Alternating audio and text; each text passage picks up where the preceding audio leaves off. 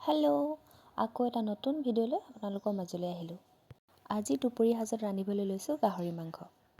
একেবাৰে চিম্পলকৈ ৰান্ধিম, তেল দিয়া নাই, মছলা ব্যৱহাৰ কৰা নাই, কিন্তু অলপ বেলেগ ষ্টাইলত। মানে দুটা বস্তু ব্যৱহাৰ কৰিম। এয়া এটা দেখিলেই, এয়া আনফালে পাতি দিছোঁ অন্যটো বস্তু। ভিডিঅ'টোৰ একেবাৰে শেষলৈকে চালে গম পাব। এয়া কচুখিনি একেবাৰে সিজি গ'ল। কথা কৈ থাকোঁতে এয়া চিটিও মাৰিলে। এয়া চাওক, ঔটেঙা চিনি পাইছেনে?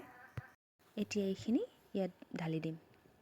ইয়াত এক্সট্ৰা পানীৰ ব্যৱহাৰ কৰাৰ প্ৰয়োজন নাই। কুকাৰৰ চিটি কিন্তু ৩-৪টা মাৰি ল'ব, যাতে ঔটেঙাটো ভালকৈ সিজে। এইখিনি উতলি থাকোঁতে এইবাৰ দি দিম আদা আৰু নহৰুৰ খুন্দা। তাৰপাছত ঢাকনিখন বন্ধ কৰি দিব। হাই ফ্লেমত 10 মিনিটমান উতলাৰ পাছতে এয়া প্ৰায় আমাৰ ৰেডিয়ে হৈছেগৈ।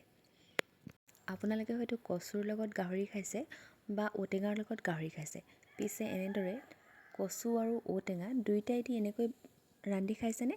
যদি নাই খোৱা খাই চাব, বিৰাট টেষ্টি হয়। ইয়াত একো মা মছলাৰ প্ৰয়োজন নাই, মাত্ৰ আদা নহৰুৰ খুন্দা অলপ দি দিলেই হ'ব। এতিয়া পিছে আমি খাই লওঁ। আজিলৈ আহিছোঁ, বাই।